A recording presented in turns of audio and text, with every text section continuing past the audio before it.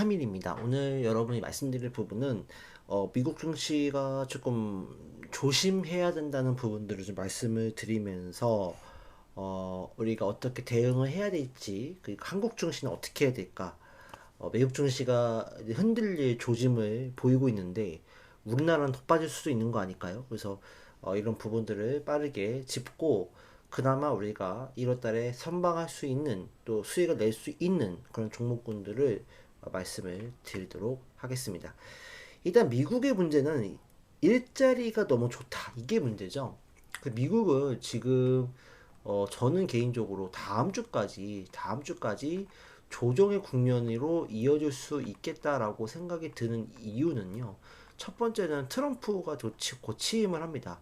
트럼프에 대한 불확실성이 다음 주면 거쳐지긴 하겠지만 트럼프가 어떤 얘기를 하느냐에 따라서 또 불확실성이 고조가 될 수 있는 부분들이기 때문에 1월 달까지는 조금 그 리스크가 아직까지는 남아있겠다. 그런 생각이 들고요. 두 번째는 이제 국채 수익률, 10년물 국채 수익률이죠.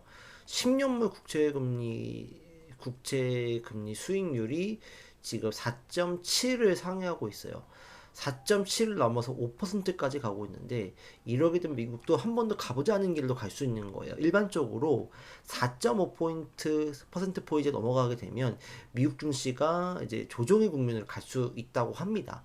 그런 의미에서 봤을 때 4.7% 포인트는 이미 추가 굉장히 많이 상회를 한 상황들이기 때문에 미국에 대한 이 국채 뭐 그런 수요가 굉장히 떨어지고 있는 상황들, 그런 데 어떤 리스크, 그 다음에 결국에는 미국이 지금 그 재정 적자가 심각한 상황인데 이게 굉장히 이제 압박으로 이어지면서 미국 경제에 굉장히 큰 압박으로 이어질 수 있기 때문에 미국 10년물 국채금리, 경기에 대한 어떤 이 꺾일 수 있는 부분들까지도 우리가 전개될 수 있지 않을까라는 어떤 이런 우려감들도 여기 녹아져 있기 때문에 이런 부분들을 꼭 체크를 해 봐야 될 것 같고요. 세 번째는 결국에는 미국이 그 고용이 굉장히 호황이잖아요. 그러니까 고용 호황에 따른 물가에 대한 이 부분들, 즉 결국에는 10년물 국채 금리가 꺾이기 위해서는 결국에는 금리가 인하가 돼야 되거든요. 근데 결국에는 미국 금리 인하도 사실 불투명한 상황이에요. 지금 어쨌든 이 세 가지 측면에 입각해서 이번 주와 다음 주는 굉장히 큰 어떤 혼란한 장세가 연출될 수 있겠고, 이런 와중에서는 미국 증시도 갑자기 일시적으로 크게 갑자기 하락할 수 있는 상황들, 예를 들어서 여러분들 놀이기공원 가시면 놀이기구 타다 보면은 갑자기 잘 가다가 훅 빠지잖아요. 뭐 이런 놀이기구도 있잖아요. 그런 것처럼 갑자기 빠질 수가 있어요. 그러면 결국 이 시장에 결국 충격으로 다가오고 매도가 매도를 부르는 장세가 미국에서 연출될 수가 있어요. 우리나라 같은 경우만 해도 올해 8월 달에, 작년 8월 달에 8월 5일 날 지수가 막 10% 이상 빠졌잖아요. 그런 상황과 비슷한 어떤 흐름들도 연출될 수 있다는 거예요. 그런 것들은 이런 상황들의 총망라해서 이런 흐름들이 복합적으로 연결이 돼서 미국 증시가 갑자기 일시적인 충격에 휩싸일 수 있다. 그런 부분들을 우리가 염두를 해야 되기 때문에 굉장히 이 조심을 해야 되는 상황이다. 이 부분들이 조금 어느 정도 해소가 되는지, 해소가 되는지를 살펴봐야 될 것 같아요.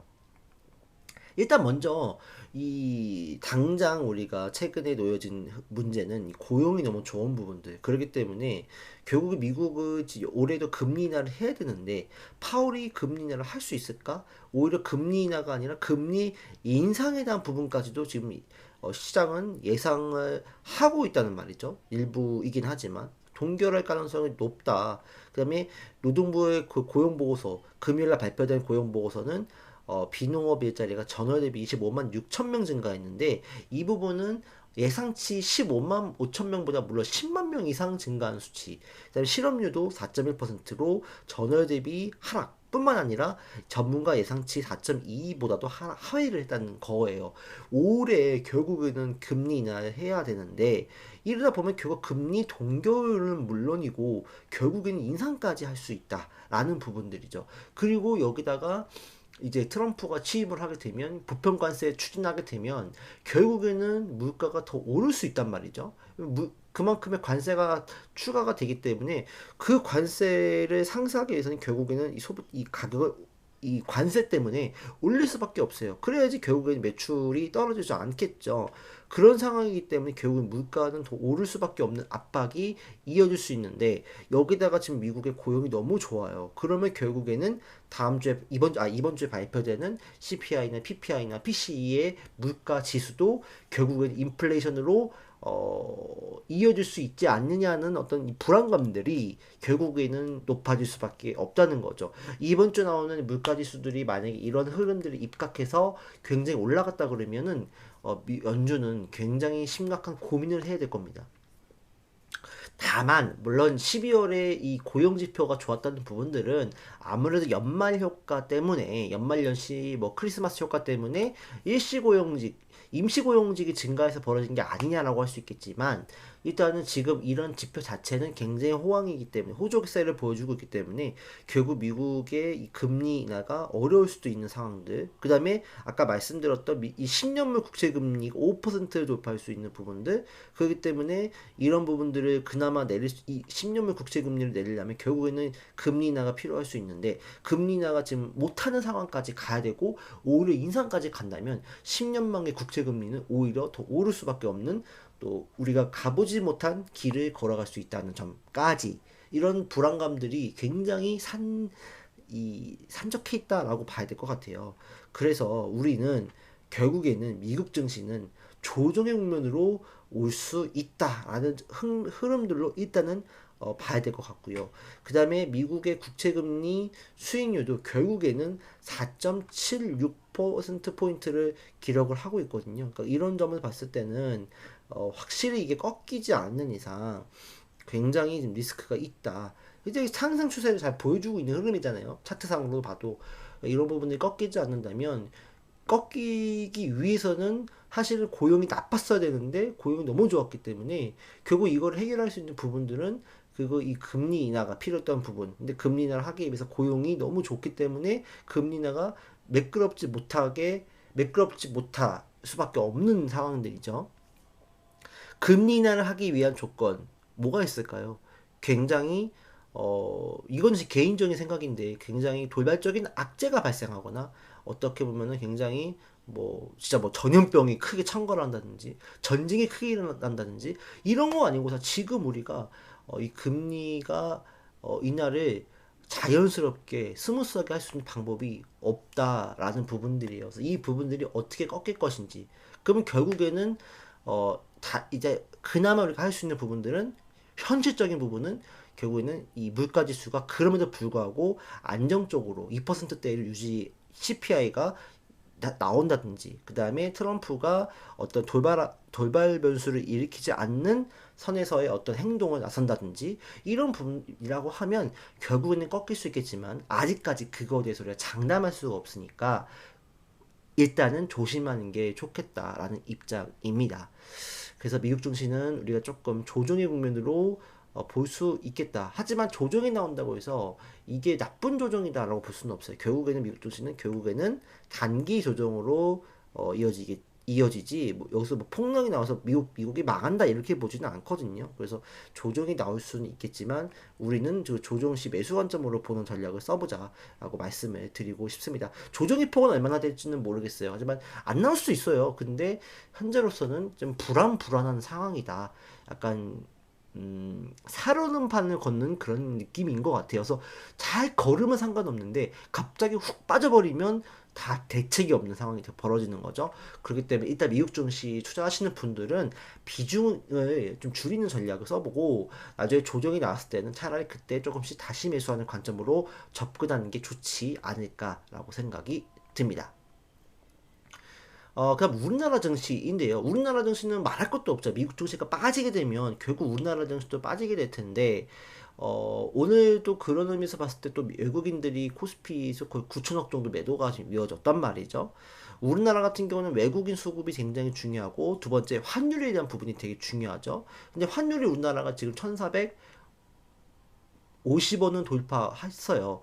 그래서 다시 한번 지금 상승에 대한 부분들로 이어져 가고 있거든요. 그래서 이게 고점을 돌파한다면 우리나라도 사실은 어려워집니다. 우리나라는 미국 증시가 당연히 떨어지게 되면 우리나라 떨어질 텐데 그나마 환율이 여기서 만약에 그래도 고점을 뚫지 못하고 하락을 한다면 그러면 우리나라 증시는 해볼만 하다. 하지만 우리나라는 외국인 수급, 그다음에 환율에 대한 부분이 해결되지 않으면 대형주가 가기는 어렵습니다. 그래서 당분간은 개별주 양상으로 약간 좀 중형주 밑에 중소형주들이 개별적인 움직임에 힘입어서 움직일 수 있다는 점을 좀 기억을 해주시면 좋겠다라고 말씀을 드리고 싶습니다. 환율은요, 1400 거의 그 80원 돌파가 이어진다면, 1480원 돌파가 이루어진다면, 조금 강하게 더 조심을 해야 될 것 같긴 합니다.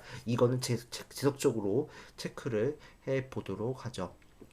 그러면 우리가 좀 강력하게 수익을 낼 수 있는 그나마 괜찮은 종목군들은 무엇일까라고 봤을 때는요. 첫 번째는 로봇 관련주죠. 로봇 관련주는 올해의 화두가 될 것이고 4차 산업혁명의 화두, 앞으로 미래의 먹거리의 화두가 될 것이기 때문에 로봇 관련주 대기업이 다 투자하고 있잖아요. 삼성전자, 레인보우 로보틱스, 현대차 SPG 또뭐 그다음에 뭐 LG, 뭐 로보티즈, 로보스타 다 연계가 돼 있잖아요. 그러니까 로봇 관련주는 잘 봐야 돼요. 대기업도 투자를 하고 있고 적극적인 M&A를 하고 있기 때문에 정부 정책과 관련되기도 하고요.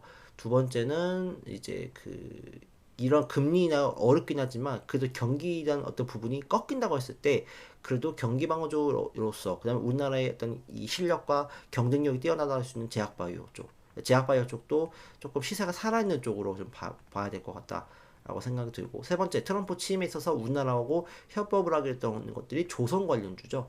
조선 관련주를 잘 보는 전략. 네 번째는 그래도 우리가 볼만한 것들은 전력 인프라, 그다음에 제공 관련주. 왜냐면 지금 LA 산불로 인해서 굉장히 2천조 원의 피해가 예상된다. 그래서 인프라를 재건해야 되는 부분들, 그다음에 러시아 전쟁에 대한 부분들이 트럼프 취임 이후 종식될 가능성이 굉장히 빨라질 수 있다. 또 가시화될 수 있다. 그런 부분 때문에 인프라 제공 관련주들이 들썩일 수 있다. 이미 들썩이고 있습니다만 이 부분들 잘 봐야 될 것 같고 다섯 번째는 그래도 원전 관련주 그동안 움직이지 못했는데 원전 관련주가 한미 원자력 협정 이후에 조금 더 탄력성을 붙일 수 있기 때문에 원전 관련주 잘 보는 전략. 여섯 번째는 반도체 소부전 관련주. 근데 이것도 반도체 쪽은 SK하이닉스와 연관된 종목군들을 좀 강하게 보는 전략을 써보자 이렇게 말씀드릴 수 있겠습니다. 그 다음에 여기 추가적으로 뭐 유리기판 관련주나 이런 기업들도 체크해 볼 필요가 있다 말씀을 드리겠습니다. 그러면 빠르게 종목군들 살펴보도록 하죠.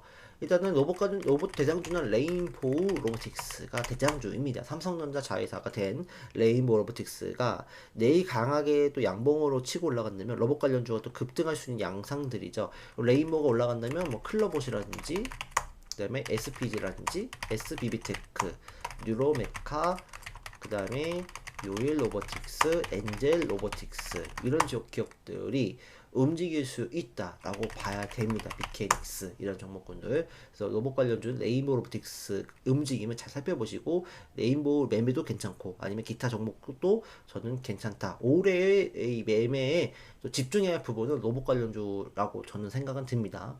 보시고요.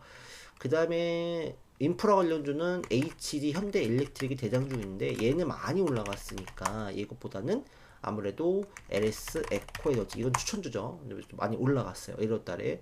그다음에 재룡전기, 또 일진전기, 그다음에 LS 마린 솔루션, 그다음에 대한전선 이런 기업들을 보는 전략을 한번 써보자. 라고 말씀을 드릴 수가 있겠습니다. 그 다음에 또 제공 관련주 이어서 전진건설 로봇 이게 대장주인데 많이 올라갔어요. 그래서 HD 현대건설기계라든지 현대에버다임이라든지 대동기업 이런 기업들을 위주로 보시면 좋을 것 같습니다. 시멘트 관련주도 나쁘지는 않을 것 같긴 하거든요. 개인적으로 거래량이 적은 기업들 말고 시멘트 관련주도 한번 움직임이 나올 수는 있을 것 같긴 합니다. 근데 얘는 너무 거리량 적으니까 이런 기업들 말고 이런 음, 뭐, 뭐 차라리 하늘시멘트 이런 기업들은 오히려 좀 부가가 받을 수 있긴 테마성으로 부가가 받을 수는 있을 것 같기는 한데요. 어쨌든 아까 말씀드렸던 HD 현대건설기계 같은 종목이나 뭐 나중에 철도 쪽으로도 좀 바람이 불 수는 있을 것 같긴 하거든요. 그러니까 이건 아직 좀 거리는 있지만 현대로템도 뭐 관심 볼만하다라고 말씀드릴 수 있겠고, 그다음에 원전은 두산 에너빌리티가 강하게 움직였잖아요. BHI, BHI, 그다음에 한전산업, 그다음에 재룡산업, 그다음 오늘 상한가를 갔죠. 그다음에 뭐 우진엔텍 이런 기업들을 좀 보는 전략을 써보면 좋지 않을까. 태광 살펴보면 좋을 것 같습니다. 그 다음에 제약바이오는 선별적으로 조금 강한 종목 위주로 보는 게 좋아요. 유한냉행은 최근에 랭라자 리브리반트 병용요법이 오늘 뉴스에서 국내에서도 허가가 됐다고 하니까 식약처에서. 그래서 유한냉행은 조금 이 60일선이 되게 중요하거든요. 60일선을 이 올라타 있는 종목 있죠. 초록색 선, 요거 초록색 선. 이 초록색 선을 올라가 있는 종목을 위주로 보는 게 좋아요. 제가 봤을 때는요. 그래서 이 초록색 선 위에 올라가 있는 종목 위주로 보는 게 좋겠다. 유한냉이. 그 다음에 세이트리온. 세이트리온도 올해는 좀 턴어라운드 될 수 있는 이 사이클이 들어온 종목이라고 봐야 될 것 같아요. 서정진 회장의 행보가 굉장히 적극적이거든요. 그래서 올해는 좀 이 모멘텀이 나올 수 있는 상황. 삼바도 오늘 드디어 60에서 위로 안착을 했습니다. 그래서 이것도 주목을 해봐야 될 것 같다. 그 다음에 니가캠 바이오도 주목.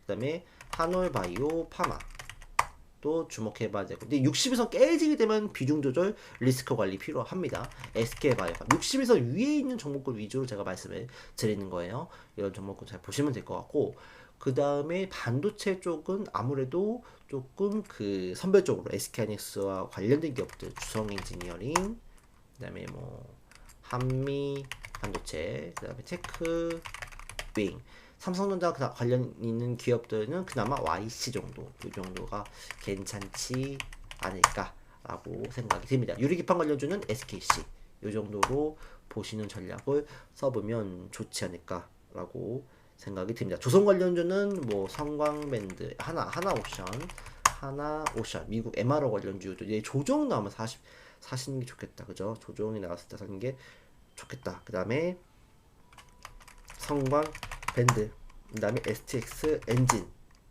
뭐 예전에 말씀드린 종목군도 많이 있죠. 하나, 뭐 엔진,